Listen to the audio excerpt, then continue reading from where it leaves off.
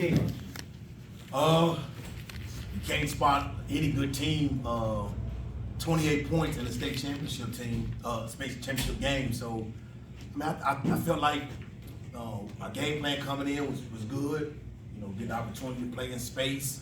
We felt like defensively we were, had to minimize the big plays that were going to be had today from them on their side of the ball. And I just think, we could win special teams and put ourselves in a position to, win a ball game against a formidable opponent. Questions? Coach, Yes. talk about the resiliency you saw from your team being down 28-0 and then you make it a ball game. Danny, I'm never going to question a sprinter, right? Before I got to the school in 2008, I didn't know what it was, but I mean, I've been around 16 seasons now. I'm very aware of what a Highland Springs sprinter is. I'm very aware of what the community is all about, and it'll never be a give up. People talking about them beating us by 40 points. That's never even thought in my mind. Down 28, I looked at some of these guys and other kids on the team and just relax, calm down. Let's get ourselves back in the game. Some things we didn't want to do, but resiliency is something that's it's ingrained in them from the time they walk the streets of Highland Springs, right? They know what it's all about, and they know we're gonna fight to the bitter end. Coach, just talking about that comeback, I know it was just around 8 minutes and some, and all of a sudden there was the spark. Where did it come from? It's just them. I mean, it's. I guess we work on it in the program. We talk about it. We have a lot of conversation about not giving up. That was the last conversation I just told them just now, right? As men and young men, you gotta grow. Fool you on your feelings. Like, your feelings don't mean anything right now. Just be resilient. Understand that, when you're playing a game or you work at a job or you in a relationship with your wife, with your spouse, or with your kids, everything's not gonna go the way you want it to go. But you are the foundation of what's going on in the program. So I'm never gonna falter in that way. I'm never gonna waver in that. I'm not gonna allow them to waver in that. It's something that we talk about on a regular basis. And albeit I only have them 8 hours out of the day, when they go with their families, I hope they're relaying the same messages. I mean, and they're talking about it on a regular basis. It's talked about and it's taught as much as we possibly can to get them to understand it from the day they walk through the door to the time they walk out the door, that you have to be your best at everything that you do. How do you feel you all did with containing Jeffrey Overton today? I know that's one of the things that was a key to victory. I mean, if you contain Jeffrey, they have other guys that can play and play at a high level. I mean, the number one thing, man, for us was for us to play well. You know what I mean? Keep ourselves in the game. Do not let the game get out of hand. And early on it did, but again, they were able to bounce back and put themselves in position to compete, to play for, to win the game at the very end. Trying to set out to say, okay, we're gonna stop one individual is probably not what our defense said. We knew we had to just play, complementary football, right? We wanted to make sure if the defense was getting off the field, the offense was, continuing drives and getting them to the point where they were gonna, kick balls, and then we can play well on special teams. We wanted to do all three phases of the game really well, and I think at times we were really, really high, and then at times we were really, really low, and we talked about that even before we came out. Let's be as flatlined as possible. And when you're up and down in the game of football, it's gonna cost you a game. Coach, in all your years at Highland Springs, was this the most challenging offense to prepare for? And what tweaks and adjustments did you all make as a staff at halftime to take them from scoring 28 the first 12 to only 14 the last 36 minutes of the ball game? So the first part of your question is this the most challenging? No, it's not the most challenging. They're spreading the ball out. They have talented players, but we played against a Maury team in 2018 that had talented players. We played against Stonebridge in state championships that, offensively, they're doing something that you don't see on a regular basis. Lining up at 4 wide receivers, we see it every day, right? It's now executing when you're in that position, right? When you have the opportunity to make sure you execute and put yourself in position. Them guys play football; they're really good football players. So letting them get out in space and letting them get out in the open and run around, that's the nail in the coffin for you. You know what I mean? So We've played other teams that we felt like are pretty good. We felt like other offenses were a little bit more complicated. But Coach Simmons and his defensive staff just does a phenomenal job, period. I say this with these guys sitting here, and it's not pointing any fingers at anybody. Like, the coaches coach, the players got to play. You know what I mean? We just got to all collectively work together to get what we want accomplished. So we're calling things that might not be the right call, and the kids are making plays. Then we're calling things that might be the right call, and then they're playing well enough for us not to make a play. And I think that goes back and forth the entire game, almost like a really, really good tennis match, right? And then you just got to figure out, you know, how to make it work and settle your kids down and settle the coaches down and just kind of move and play as much complementary football as possible. And early on, we just didn't do that. Was the adjustments more on the run game for them or the pass? Or what did you guys talk about at the break? Oh, at the break, I don't even deal with the defense. Okay. Right? So I'm not even going to take any credit from Coach Simmons. You know, Brendan would have to address that, or Noah would have to address if he did anything or said anything that's different. I think, again, just settling down. Early on, we went forward on the first drive, thinking we could pick something up. We didn't, and gave them an opportunity to score. The second touchdown was a pick six, right? So we kind of put ourselves in the hole, and then once we just settled down and played football, man, we played pretty well, but just not well enough to win.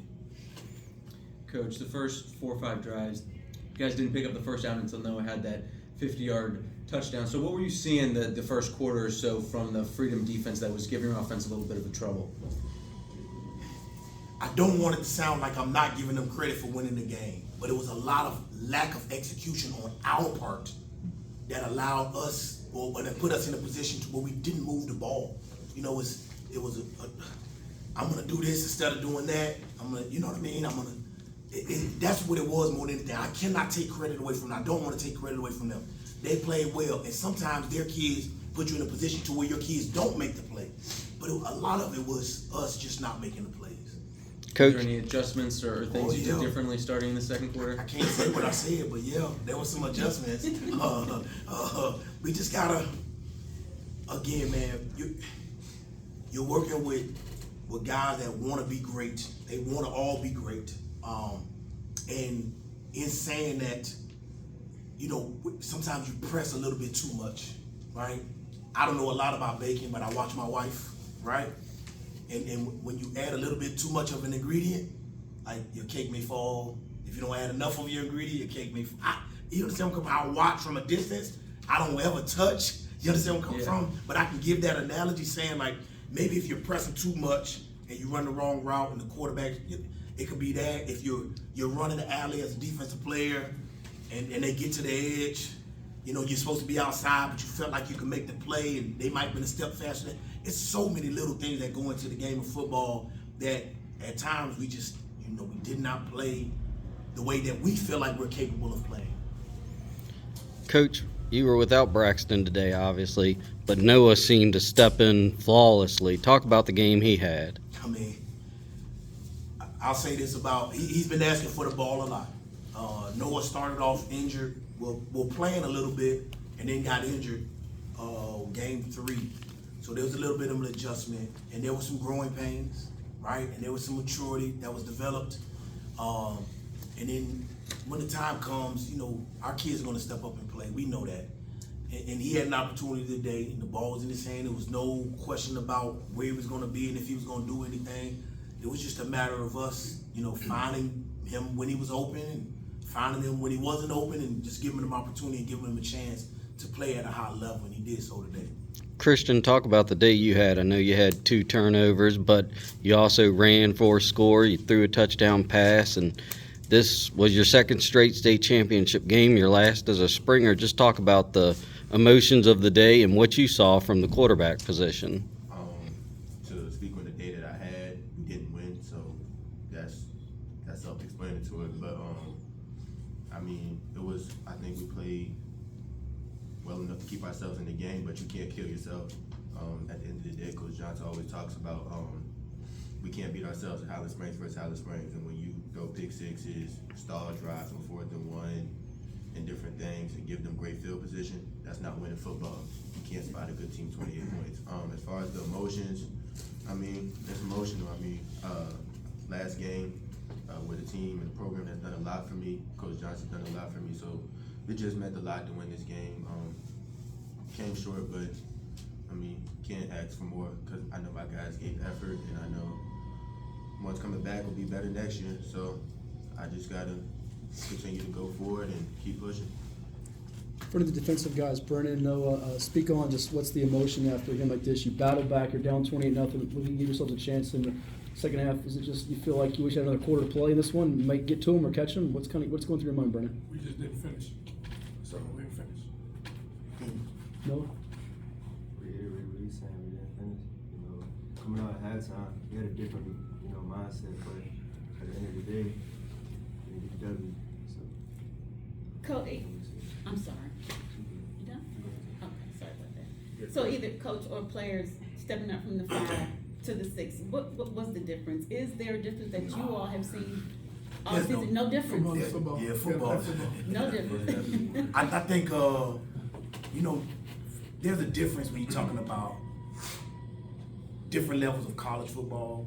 It's a difference when you're talking about playing in the NFL. You know what I mean? There may be a difference maybe from Division 6 to Division 1, right?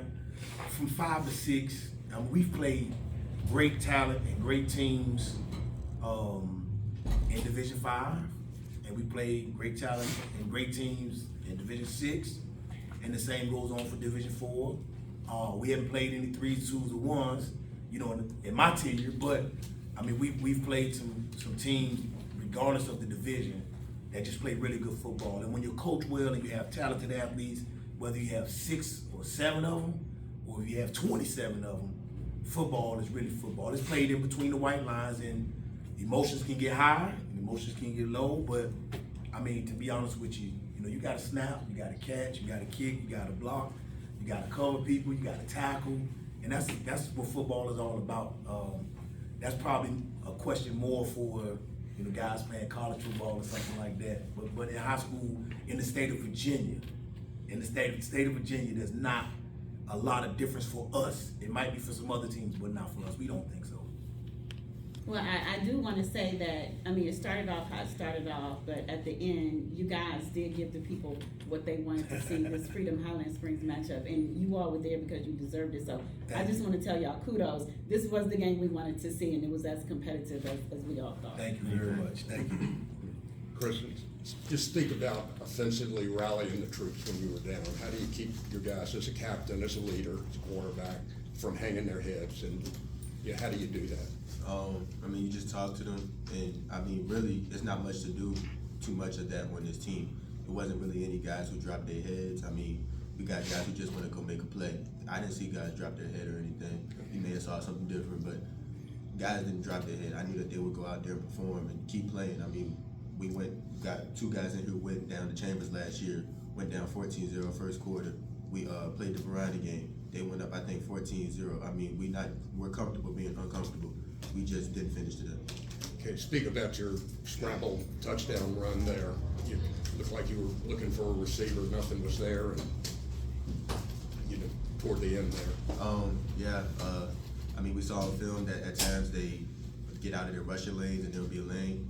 I saw that the defense they were playing, so I kind of predetermined that if they did what I thought they were going to do, I would find that lane, and then from there I had receivers blocking downfield and just being an athlete. Brennan, Thank you. Very good. Brennan Johnson, just the same type of question, rallying the defensive guys. Was there a need to do that, or did they have their heads in the game, when you were down? We just know we had to finish, like I said. We knew we had to finish the game. So basically, we're not going to stop till the clock hits 0-0 in the fourth quarter. Regardless of the score? Regardless, yeah. We got to keep going. That's how Highland Springs football is. Never going to stop. Keep going.